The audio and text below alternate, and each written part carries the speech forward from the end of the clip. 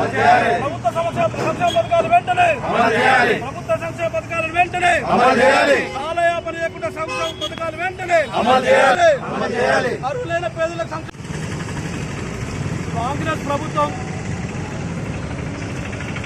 గతంలో జరిగిన శాసనసభ ఎన్నికల్లో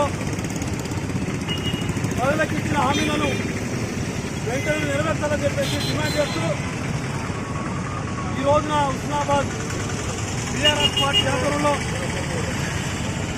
నిరసన కార్యక్రమం చేపట్టి డాక్టర్ బిఆర్ అంబేద్కర్ విగ్రహానికి వినపత్రం ఇవ్వడం జరిగింది. ఈ కాంగ్రెస్ ప్రభుత్వం కమిటీలతో కాలాపన చేస్తూ పరిపాలన కొనసాగించడం జరుగుతుంది. పేద ప్రజలకు న్యాయం చేయడం చెప్తే ఈ కాంగ్రెస్ ప్రభుత్వం పోరాటం వాళ్ళ మీద కేసులు పెడుతూ నానా ఇబ్బందులు చేస్తుంది. గత సంవత్సరంలోనే ప్రజా పాలన పేరిట గ్రామ సభలు పెట్టి పేద ప్రజల దగ్గర సంక్షేమ పథకాలు ఇస్తామని చెప్పేసి దరఖాస్తు తీసుకోవడం జరిగింది. సంవత్సరం గడిచినా కూడా నేటి వరకు ఒక్క ఇల్లు ఇవ్వలేదు, ఒక్క రేషన్ కార్డు ఇవ్వలేదు, రైతు భరోసా అని చెప్పి అందులో కూడా కోత పెట్టి ఒక్క రూపాయి కూడా ఇవ్వలేదు. ఈ రాష్ట్ర ప్రభుత్వాన్ని అడుగుతున్నాం, మీరు ఈ ప్రజలకు ఏం మేనేసింది అడుగుతున్నాం. గొప్పలు చెప్పుకోవడం తప్ప, ప్రచారం చేసుకోవడం తప్ప, కేసులు పెట్టడం తప్ప, ఆర్పాటాలు చేయడం తప్ప, మాట్లాడే వారిని పొందులేకడం తప్ప మీరు చేసిందని అడుగుతున్నాం. ఇలా బెదిరింపులకు కాంగ్రెస్ పార్టీ బెదిరింపులకు టీఆర్ఎస్ పార్టీ భయపడదని చెప్పి చెప్తున్నాం.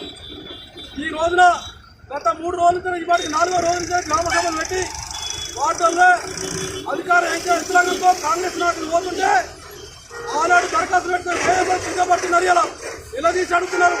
కనీసం మా దరఖాస్తులు కూడా డాటా ఎంట్రీ చేయలేదు. మాకు ఏ సంస్థ పథకాలు ఇచ్చారు, మా లిస్టులో మా పేరు మిస్ అయింది, మాకు ఇల్లు వచ్చేపరుచు లేదు, రేషన్ కార్డు వచ్చేపరుచు అని చెప్పేసి అడగడం జరుగుతుంది. అడిగిన వారిపై కాంగ్రెస్ పార్టీ నాయకులు హెచ్చరికలు దిగడం జరుగుతుంది.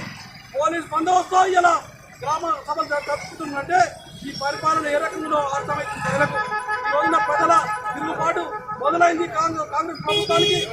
ఇప్పటికైనా కాంగ్రెస్ ప్రభుత్వం కళ్ళు తెరిచి 4 పథకాలు ఏదైతే ఇస్తాను గ్రామ సభలు పెట్టిందో జనవరి 26 వరకు ఇస్తానని చెప్పిందా వెంటనే ఇవ్వాలని చెప్పి డిమాండ్ చేయడం జరుగుతుంది.